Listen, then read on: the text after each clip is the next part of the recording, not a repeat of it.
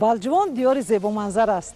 вақте ки дар мавсими сайру саёҳат сафари мо ба ин гӯшаи зебоманзари тоҷикистони азиз рост меояд, мо воқеан ҳам ба ин гуфтаҳо розӣ буда метавонем. ва ҳамагон медонанд ки дар мавсими баҳорон, чун дигар гӯшаҳои тоҷикистон, ноҳияи балҷувон низ сабзпӯш аст ва имкониятҳои сайёҳии ноҳия низ хело ҳам зиёд аст. аз ин сабаб ҳамасола ташрифи сайёҳони дохиливу хориҷӣ ба ин гӯшаи тоҷикистон хело ҳам зиёд аст. бо истифода аз ин фурсати зебо, дар ин фасли зебои диёр мо сафари худро дар ноҳияи балҷувон идома медиҳем.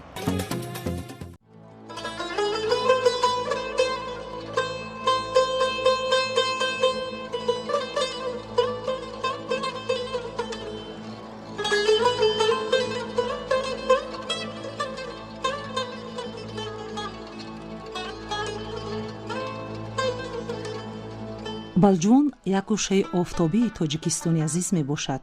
сарзамини гулпӯшу гӯҳаррез аст.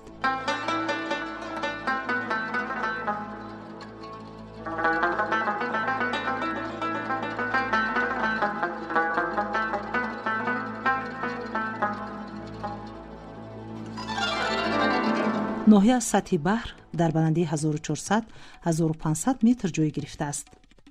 дар ҳудуди ноҳия дарёҳои сурхоб, тира, оби мазор, талхак ва қариб 200 чашмаи шифобахш мавҷуданд ки як қисми онҳо барои обёрии заминҳои корам истифода мешаванд.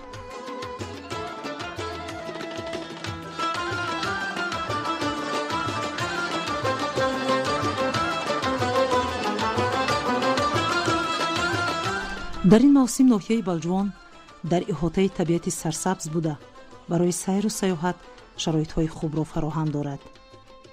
тамоми табиат дилфиреб аст. дидаҳо аз тамошои ин ҳама зебоиҳо нур мегирад. мо бо сайругашт дар ҳар яки ин мавзеъҳо аз пешрафти кишвар ва рушди соҳаи сайёҳӣ хушҳол мешавем. ноҳияи балҷувон имкониятҳои васеъ ва захираи бой барои рушди сайёҳӣ, бахусус сайёҳии экологӣ дорад.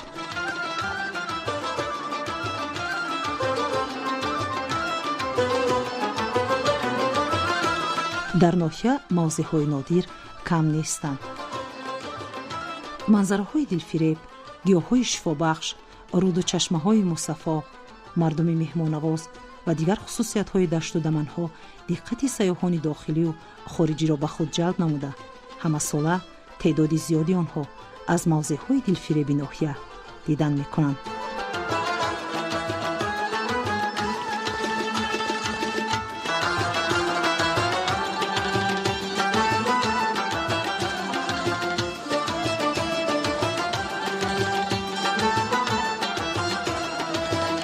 соҳаи сайёҳӣ ҳамчун равзана ба ҷаҳон ба сифати оинаи мамлакат баромад мекунад.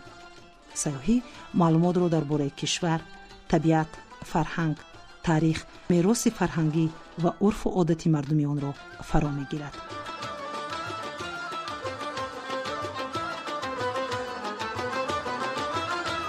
пешрафти сайёҳӣ ва мароқу рағбати хориҷиҳо ба баланд гардидани таваҷҷӯҳи аҳолии маҳаллӣ ва ҷанбаҳои хубу дилкаши манзараҳои гуногуни кишвар мусоидат менамояд дар навбати худ эҳсоси нави ифтихор бо мамлакат ва ё минтақаро тавассути эътироф намудани арзишҳои бузурги он ба вуҷуд оварда ба рушди сайёҳии дохилӣ ва афзоиши шумораи сайёҳони маҳаллӣ кӯмак менамояд.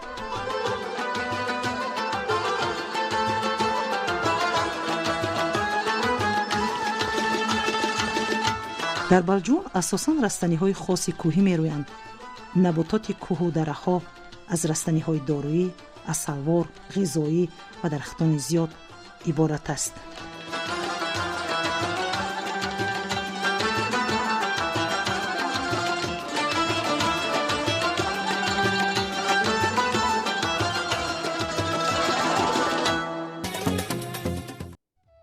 соҳаи сайёҳӣ ҳамеша зебои офарӣ ва албатта навгониҳоро талаб менамояд.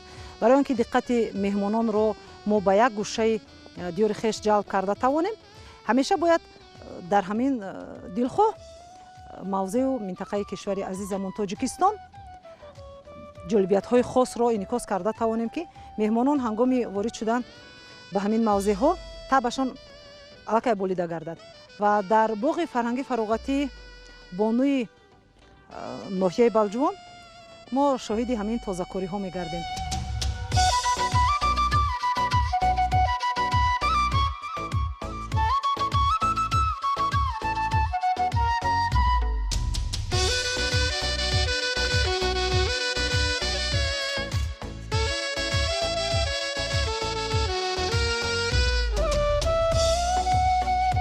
ободию пешрафт дар сартосари тоҷикистон далели он аст ки ҳукумати кишвар дар даврони соҳиб истиқлолӣ барои зиндагии беҳтари мардум тамоми шароитҳоро муҳайё намудааст. ҳар як мавзеъ обод шуда ба гулистон табдил ёфтааст.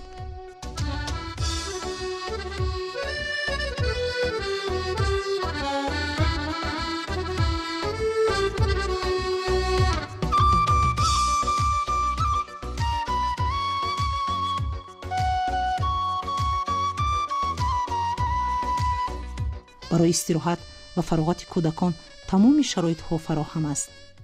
бо истифода аз имконоти муҳайё гашта кӯдакон ба бозиҳои гуногун фаро гирифта шуда дилхушӣ менамоянд.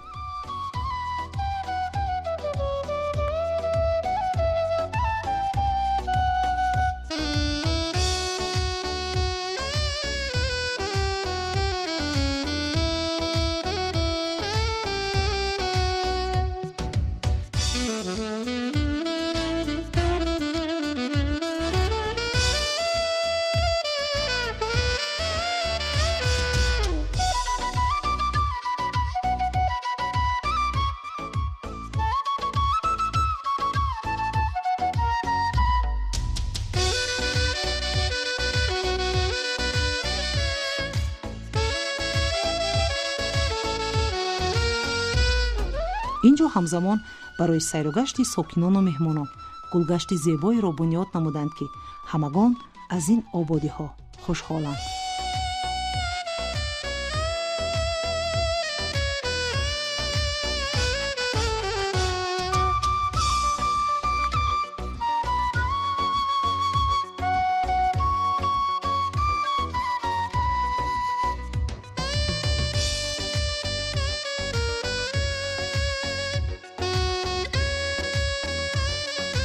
истиқлоли давлатӣ барои шахсони ватандӯст неъмати бебаҳост. онҳо рисолат ва масъулияти хешро медонанд. ободию бунёдкориро вазифаи худ меҳисобанд. боғҳои фарҳангӣ дар ҳар гӯшаи диёр макони асосии сайругашти сокинону меҳмонон маҳсуб меёбанд.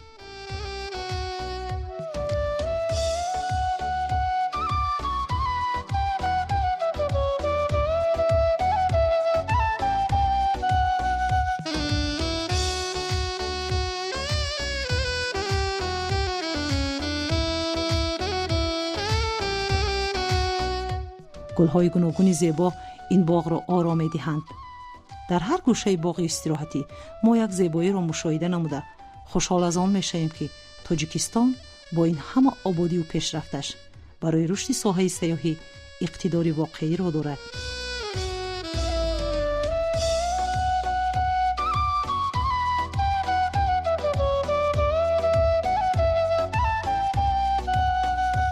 вобаста ба мавсим дар боғҳои кишвар гулҳо интихоб шуда кӯчаву хиёбонҳоро зеб медиҳанд. агар дар баҳорон гулҳои лола дар боғҳо парвариш ёбанд, дар тамоми мавсими дигар гулҳои садбарг бо гулҳои дигари зебо зинатбахши боғҳои моянд.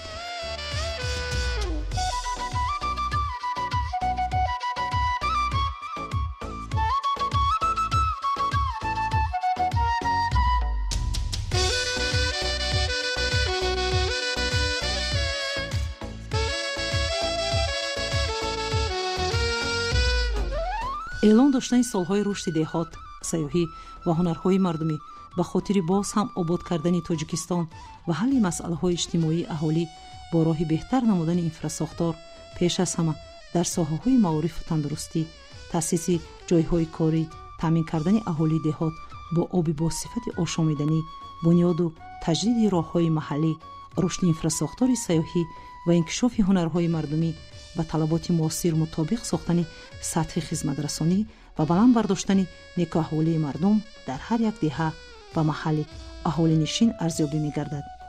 ин ободкориҳоро мо бештар эҳсос менамоем.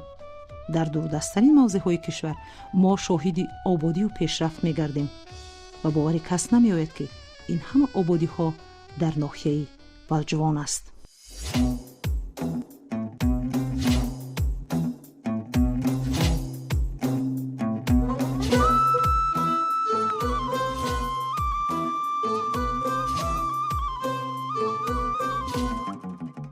фазои ором, амнияту осудагӣ шабонгаҳи ватани моро таҷаллии дигар медиҳад. дар ин оромии шаб садои хушҳоливу шодии кӯдакон дар боғҳо танин дорад.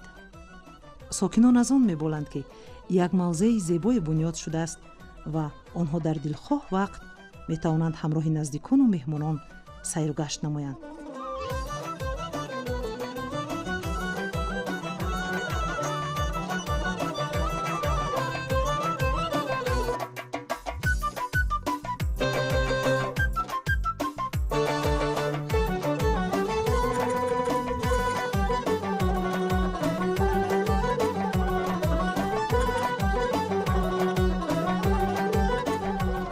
нурафшонии ҳар мавзеъ чун иқболи мардуми тоҷик ҷилои тоза дорад. саодати мардум аз истиқлолу суботи кишвар аст.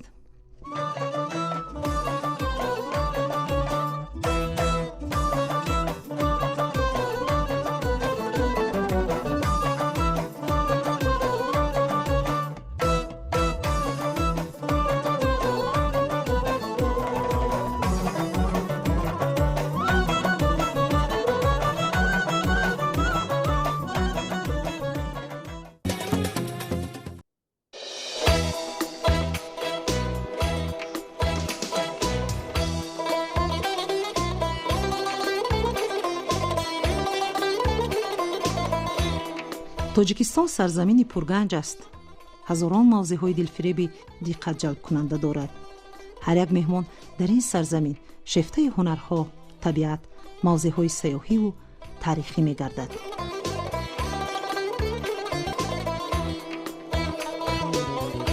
дар тамоми сафарҳо диққати моро зиёдтар аз ҳама мавзеъҳои таърихӣ ҷалб карда метавонад ва барои дилхоҳ нафар сайёҳ низ ҳамин аст ки вақте ки ба ягон шаҳр, ноҳия ва кишвар ворид мешаванд, онҳо бештар мехоҳанд ки таърихи ҳамон мавзеъро донанд. ва вақте ки мо дар маркази ноҳияи Балҷувон қарор мегирем, барои мо хеле ҳам диққатҷалбкунанда таъмиру аз нав бунёд шудани қалъаи Мири Балҷувон буда метавонад. ва қалъаи Мири Балҷувон дар замони соҳибистиқлолӣ ки албатта бо пешниҳоди таърихнигорон, бостоншиносон тарҳи худро аз нав барқарор намудааст. як мавзеъи хеле ҳам хубу хотирмон барои дилхоҳ нафар сайёҳ буда метавонад. ва ин корҳо дар ин самт боз ҳам идома дорад барои он албатта ки ҳангоми сайру сайёҳат ва сафари сайёҳон ин мавзеъ воқеан ҳам бозгӯи таърихи гузаштаи ноҳияи Балҷувон бошад.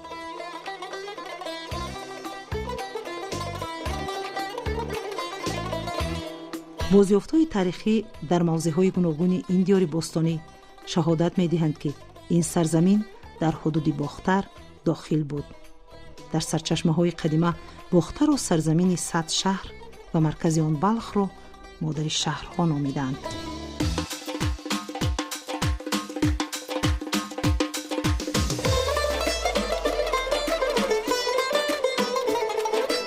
балҷувон чун вилояти мустақил дар давраҳои бекигарии Сарахон 1856-1870 арзи ҳастӣ кардааст.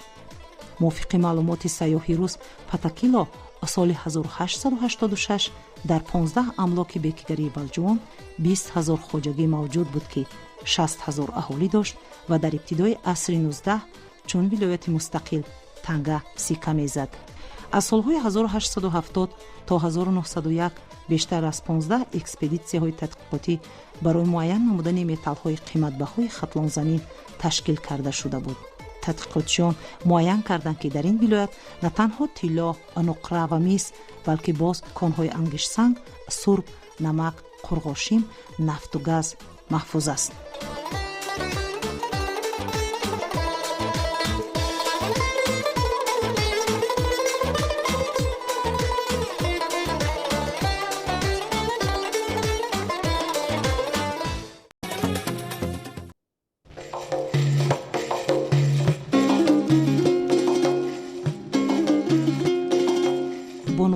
ноҳияи балҷувон дар маркази гулдастон ба ҳунармандӣ машғуланд.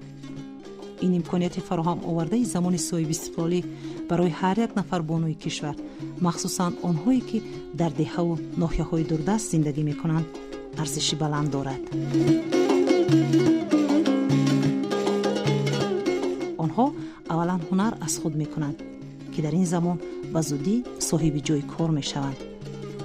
дар маркази гулдастон аввалан либосҳои мактабиро омода мекунанд, ки барои таъмин намудани хонандагони мактабҳои ноҳия имконияти хуб аст. дар баробари ин либосҳои махсуси корхонаҳо низ омода карда мешавад.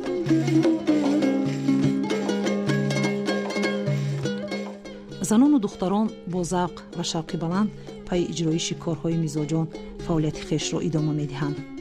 шукронаи ҳар як бонуи кишвар аз ин ҳама ғамхориву дастгириҳои ҳукумати мамлакат аст, ки бо дили ором ва қалби осуда дар деҳаву ноҳияҳои хеш бо ҷойи кор таъминанд.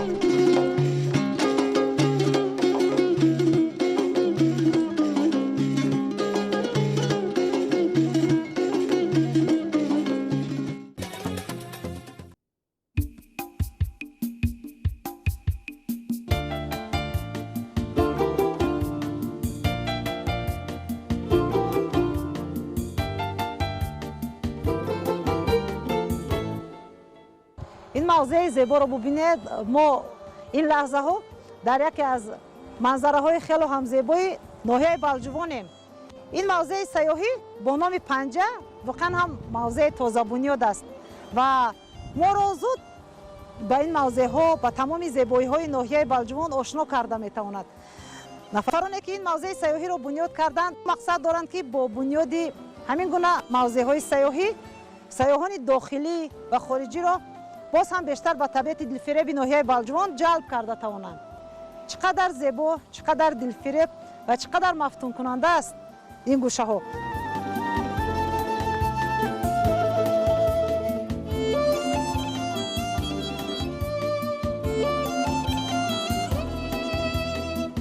дар дашту табиати ноҳияи балҷувон ин мавзеи зеборо бунёд карданд.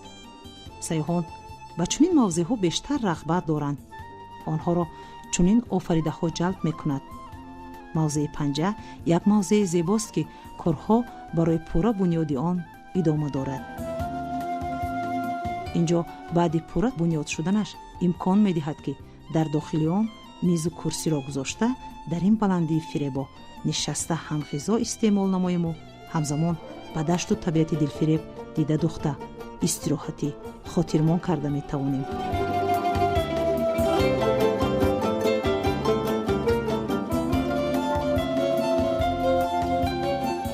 ҷаҳонгардон, сайёҳоне ки бештари умрашон дар сафар мегузарад, онҳоро қаноатманд кардан хеле ҳам душвор аст. ҳамеша навгониҳоро мехоҳанд, аммо агар дар ин табиати зебо қарор гиранд, мафтуни ҳама эҷоди табиату дасти инсон мешаванд. фароғати аҷибе дорад дохили мавзеи панҷаи даст қарор гирифтан ва ба манзараҳои дилрабои балҷувон дида духтан.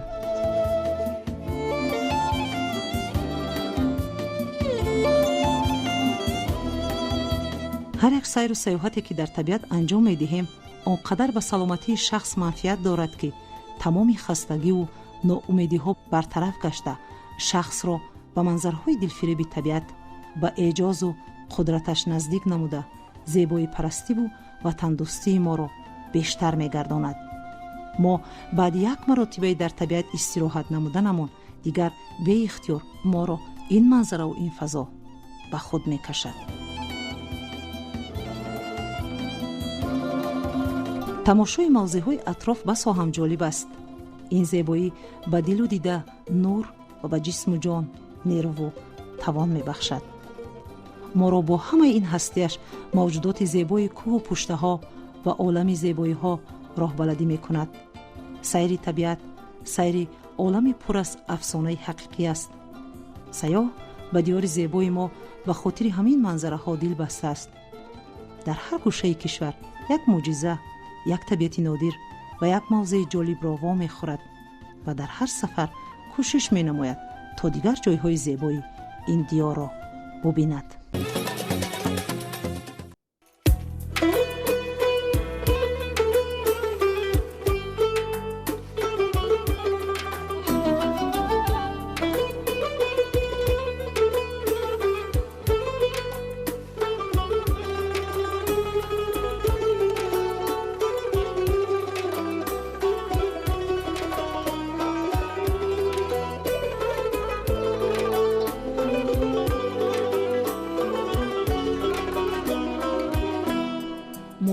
استفاده از این فرصت به موضع خیلی هم زیبا و آوازه‌دار تاجیکستانی عزیز سر خسار می رویم.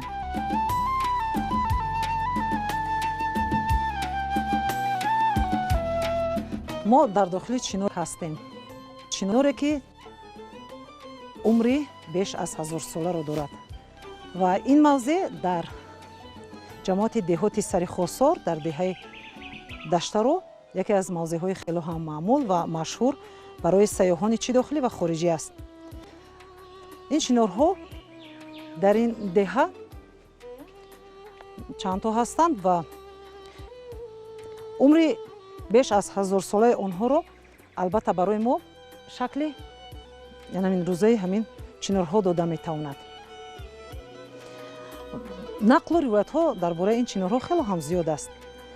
ساکنان این دهه و ساکنان این جماعت و من برای مردم بلجوان که از گذشتگان خود از بزرگان خانواده های خود شنیدن خیلی هم زیاد است. با گفته ساکنان در همون گذشته دور در داخل این چینورها بعضی عائله ها نیز زندگی کردند. البته شاید در موسم بهاران باشد، تابستان باشد و خیلی هم خوب است که این موضع ها حفظ می شوند و حفظ و نگهداشت هر یک موضع سیاحی، هر یک موضع تاریخی برای باز هم معرفی نمودن موضع های جالبی کشور ما تاجیکستانی عزیز اهمیت بزرگ دارند. یادگاری های بوتانیکی سر خسار دارای ویژگی های خاص خود می باشد. اهمیت آنها از نقطه نظر علمی، تاریخی و زیبایی پرستی بسا جالب است. مخصوصاً چینورهای بسیار ساله این موضع خیلی هم نادرند. طبق تحقیقات بوتانیکی چینورهای کهن موضع دشترا از 200 تا 1300 ساله عمر دارند. پژوهش‌های بوتانیکی اثبات ساختند که آنها 1300 ساله می باشند. یکی از چینورها جواز نام دارد که سالیانی دراز در داخل کاواکی آن جواز جای داده شده بود. چینور دارای کاواکی 5.5 متر بوده، برش 3 متر و 40 سانتی متر و بلندی کاواکی آن 2 متر و 60 سانتی متر را تشکیل می دهد.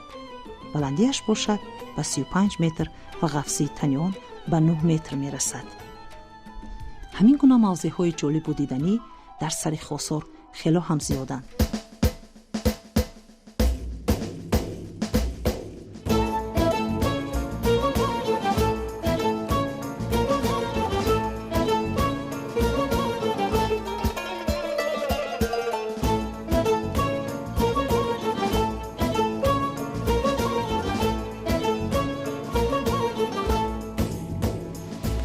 گردشگران دنیا همیشه برای سیر و سیاحت و دلخوشی خوش موضع‌هایی را انتخاب می‌نمایند که واقعا هم با لحظه در آنجا سیر و گشت نمودن طبعشان بریده گردد و ما وقتی که در نزد شرشره سر خسار قرار می‌گیریم با افتخار گفته می‌توانیم که با تمام سیاحانی که به این موضع می‌آیند ما همین زیبایی همین استراحت را طریق همین منظره زیبا رسانیده می‌توانیم و سیاحان با تاثیرات خیلی هم خوب از نزد این شرشره به کشور خویش برمیگردند. این موضع نه تنها با همین شرشره‌اش زیبایی دارد بلکه تمام گرد و اطراف یک منظره های زیبا و دلپسند را آفریده است که دلخواه نفر را به خود جلب می نماید.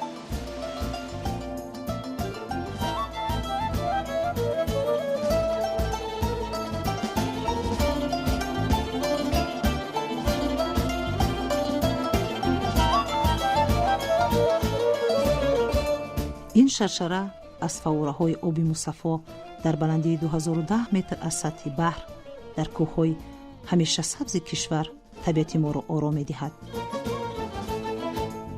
بلندی شرشره تا 57 متر را تشکیل می‌نماید.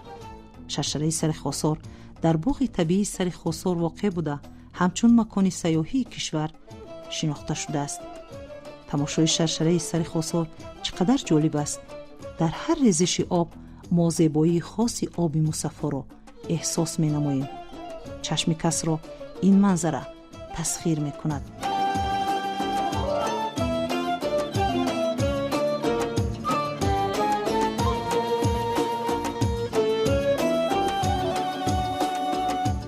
کوهساران کشور ҷолибу дилфиреб бунёд шудааст. қудрати табиат бо кӯҳсорони диёр дар ҳар гӯшаи моро дар ҳайрат мегузорад. он чӣ ки табиат эҷод мекунад, эҷози инсон оҷиз аст.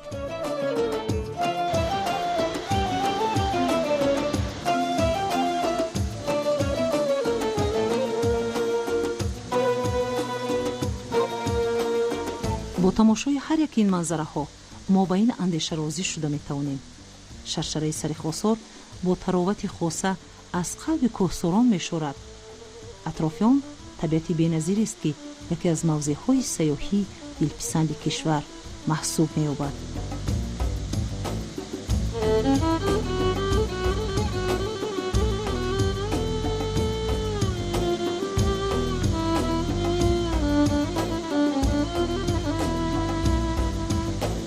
ҳавои тоза, боду ҳавои мусоид, гоҳ-гоҳе резиши борон аз зарфиятҳои хоси иқлими табиати сари хосор аст. ин қадар ин мавзеъ зебост, ки дилхоҳ нафар ҳангоми шунидани номи ин шаршара дарҳол аз дилпазириаш васф мекунад. нафароне ки шаршараи сари хосорро аз наздик надиданд, орзуи сафар намудан ба ин мавзеъро мекунанд. имрӯз хушбахтона барои сайру сайёҳат намудан дар сари хосор тамоми шароитҳо муҳайё аст.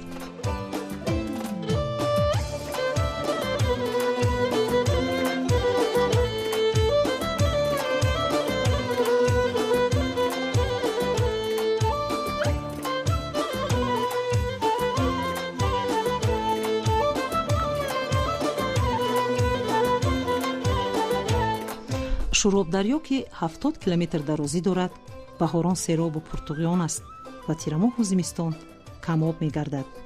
дарёчаҳои тира, сафедоб ва оби сафед рудҳои нисбатан калони ин водӣ ба ҳисоб мераванд, ки киштзорон ва табиати сари хосорро серобу сарсабз мегардонанд.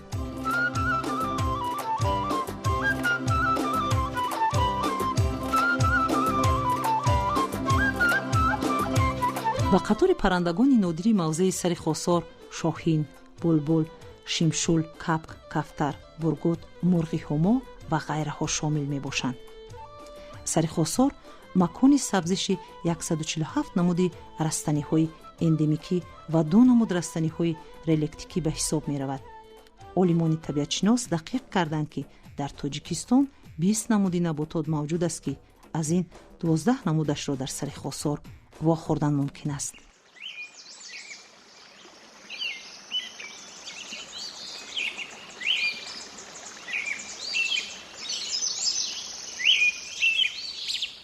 ҳангоми дар табиати ин мавзеъ сайру гашт намудан, садои хуби паррандагон ба гӯш мерасад. бештар ҳангоми сафар мо аз садои булбулон хушҳол шудем. дар тамоми мавзеи ноҳияи балҷувон қарор доштанамон садои булбулони хушхон диққати моро ба худ мекашид. мо беихтиёр лаҳзаи чанд як ҷо қарор мегирифтем ва гӯш ба садои булбулон медодем.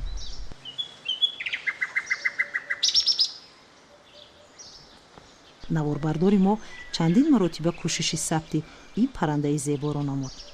булбулон дар шохҳои баланди дарахтон худро ҷо дода аз мавсими зебои табиат ба хониш даромаданд.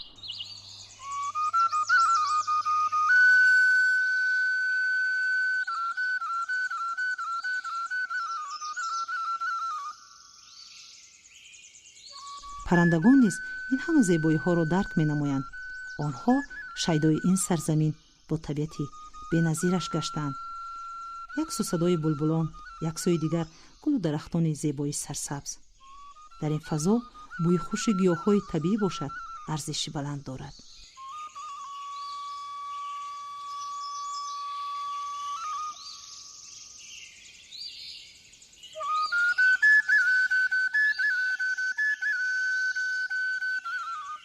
ба димоғ бӯи садҳо гулу гиёҳ меояд, ки таби мо болида мегардад.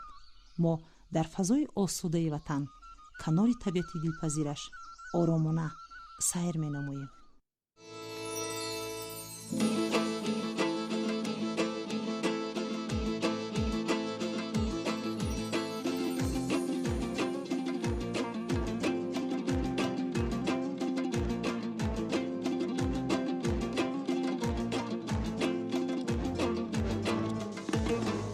سر خسرو با آب‌های مصفا، چشمه‌های جوشان و شفابخش، یادگاری‌های تاریخی، حیوانات و نباتات نادر و طبیعت گوارایش در سرتاسر مملکت معمول و مشهور است. بنابر معلومات سنجیده شده علمی در سر خسرو بیش از 200 چشمه موجود می باشد که دارای طعم شیرین است. شوراب دریا که یکی از شاخه‌های دریای سرخاب به شمار می رود، دریای اساسی موضع سر خسرو می باشد.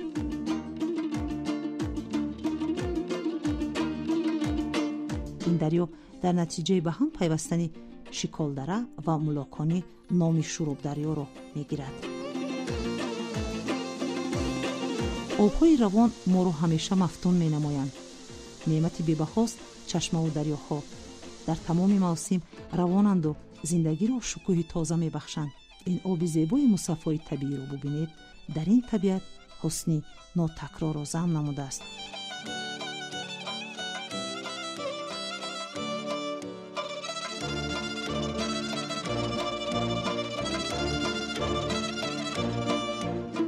در ناحیه بلجوان بخصوص در موضع سر خسرو بهر رشد ساحه سیاحی و بهتر نمودن انفراساختار اهمیت جدی داده می شود. در این موضع که در همه فصل سال طبیعت زیبا دارد، برای سیاحان شرایط ضروری مهیا گردیده است. نوبسته از فصل سال آب شرشره سر خسرو به طور همیشگی جاری می باشد. نزد شرشره مهمانخانه 4 ستاره‌دار زمانوی با نام سر خسرو ساخته به استفاده داده شده است.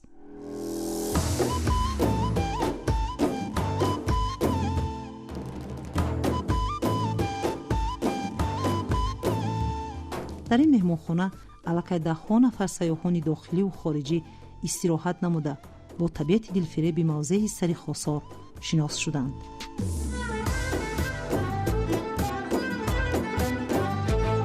در مهمانخانه اتاق‌های برهوا و شرایط ضروری مهیا کرده شده است. خوش است که در این کوهساران دلربا چنین شرایط را فراهم آوردند.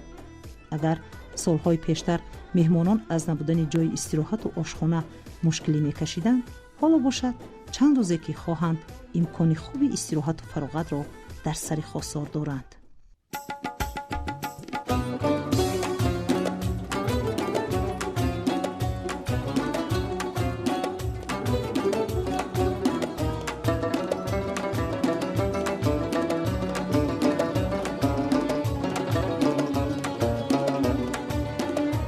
بلجوان موضع سیاحی بین الخلقی اعلان شده است و در این موضع برای رشد سیاحی اکولوژی، کوهنوردی، شکار، طبابتی و غیره امکانیت‌ها فراخواند. ساختمان مهمانخانه 4 ستاره‌دار و دیگر مهمانخانه‌ها، تشکیل ورزش لیژرانی و قایقرانی، اسب سواری و شکار توجه سیاحان را به این منطقه بیشتر جلب می‌نماید.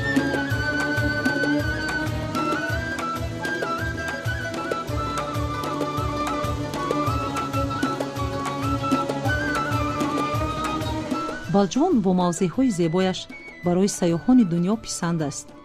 شرشره سر خسرو باشد در قلب کوهساران، مروارید پرجلوی طبیعت تاجیکستان را می‌ماند که زیباییش را هر یک بیننده ستایش می‌کند. این همه ایجاد کوهساران دیار است که سیاحان دنیا بی‌نظیرش خواندند و این همه شهامت و زیبایی آنها را به این سرزمین پراسرار دعوت می‌نماید.